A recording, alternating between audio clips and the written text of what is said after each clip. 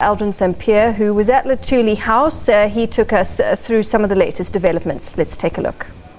Last week, the most important meeting took place between President Jacob Zuma and the ANC's top six. And now we have details of that meeting after Paul Mashatile decided to speak to investors at the mining in Durban. Of course, that was recorded and leaked to us, where President Jacob Zuma outrightly refused to step down and kept on asking the question, what is it that I've done wrong? I've done exactly what you guys have expected of me to do, and those are the things that I've implemented. What exactly is it that you demand of me? I'm no criminal and whatsoever. And from there on, the NWC then had their meeting. It was then said that there'll be an emergency meeting between an emergency NEC meeting, which was then set to take place the day before SONA, which was strange for me. And I kept on saying during the crossing after that NWC meeting that the strange thing about it is that what it indicates is how much pressure the ANC is under, especially the NEC, because the NEC is the highest decision-making body of the party. And now we also know from Paul Mashatile's clip that after that meeting, President Jacob Zuma would have been forced to step down, and he wouldn't have been the person who delivers the State of the Nation address. And just thinking now in terms of logistics of it, had President Jacob Zuma been asked to step down the day before SONA, that would have meant that a new president must step in. And first of all, one thing that we must take into consideration is whoever that president is, that president must be sworn in, because the president takes a different oath of office compared to all other MPs. But then, of course, then SONA itself was postponed, also unprecedented. And some people have been speculating who made the call first. Was it President Jacob Zuma who said SONA must be postponed because of the unconducive environment, or was it the Speaker of Parliament? And I suspect that it was probably the speakers who went to the president, and the president then probably said that, listen, I actually was thinking about the same thing. Yeah, I think he would have liked to take the credit for it. However, though, what was strange about the press briefing is I believe that there was an insistence from the presidency that President Jacob Zuma also asking for postponement must be included in that statement that will be delivered by the Speaker of Parliament, which was a bit of a strange thing, but it just shows you about the power dynamics that are currently playing out and where we are at the moment. And then, of course, the day after that, we heard from Terco that President Jacob Zuma will be officiating at the Ubuntu Awards. And yesterday we heard that, well, the Ubuntu Awards have now been cancelled, and the reasoning that they were given there was because the Ubuntu Awards is ordinarily linked to post-SONA programs, so it's for that reason that it has been cancelled or postponed indefinitely. But the strange thing about it, Natasha, is this. SONA was postponed on, what was it, Wednesday? Then the day after that, Terco then issued a statement saying that there will be the Ubuntu Awards. So Terco already knew that SONA will not be taking place that Thursday. Then why did they still go ahead and have this media release saying that there will be the Ubuntu Awards that will be taking place and it will be officiated by President Jacob Zuma? So now all of that is out of the way. Now we wait and find out what's going to happen now. And a lot of clarity would have been sought from the ANC's top officials who had a program today in Cape Town, in various townships in Cape Town, ahead of the Nelson Mandela centenary celebration and, of course, the Sunday rally. That has been cancelled. We heard that there's a meeting that will be taking place between the top officials. Still unable to confirm indeed if the meeting has taken place.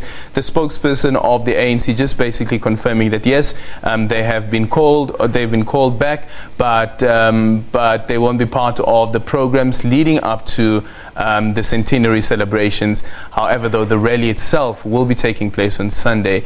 I won't be surprised if that is postponed as well at this stage.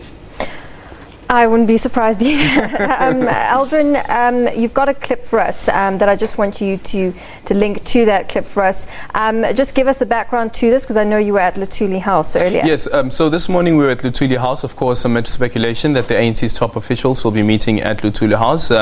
Got confirmation that actually it's not the case, but this, for instance, the chairperson of the ANC, Gwede Mantashe, is on his way to Mpumalanga, where he'll be part of a rally there.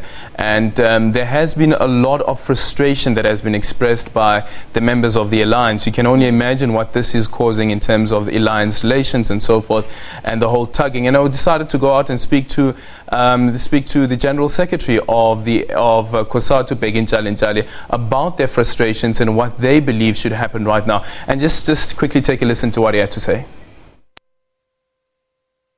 I think there must be confusion from those who might be advising the president. that as the president of the country, you are not appointed legally by your organization. You are appointed by Parliament, and unless you resign, almost nothing that the organization can do outside the legal framework of the Parliament, meaning the ANC can tell him as an NEC that he must step down. If he might not be convinced, he might be then says, look, I'm prepared to appear before the parliament and face a motion of no confidence. We think that will be humiliating, because definitely the ANC members in Parliament will remove him in terms of these things. The impeachment is coming, he will be worse off. So one assume there are those who are give him advice, wrong advice. I mean, the president has been humiliated in a number of cases where he has been taking the legal advice. I mean, if you remember the Inkandla matter, his legal representative has to some assaulted before the court or during the court thing and says, no, the president is prepared now to abide by the public protector's remedial action. The same thing happens when he was in the Supreme Court of Appeal after a long battle, a long drag on, and a lot of money being used, that he has to change his views in terms of those things. I think it's a question of buying time as much as you can, and those people, I think they are bleeding the coffers of the state in terms of those issues. And I think it's just a wake-up call for him. Those who are very close to him, they will say, President Zuma, I think the time to go. We are going to go in anyway. So why do prolong the pain? All right, we have to wrap it there because we've run out of time. But based on listening to that, the speculation is that he will voluntarily go by Sunday, but anything could happen. Well, the speculation is that, but that was the same speculation even before SONA, and that did not take place. And now we are waiting for a new date for SONA to be set. But just listening to what Bheki Njali said there, is that should there be a motion of no confidence, he will be humiliated because the ANC members will be voting against him, and you'll have a president who for the first time in this democracy would have been impeached, and when he's impeached, it means that he loses all his benefits, or if there's a motion of no confidence, he loses all his benefits. But the thing about the motion of no confidence is that once that is passed, that means the entire cabinet resigns, including the deputy president of the country, that is Cyril Ramaphosa, who is the president of the ANC. That means the ANC needs to start all afresh, swear in new cabinet members, as well as deciding who the president should be in terms of in terms of this transition heading into the 2019 election. So that's a huge task also that awaits the ANC.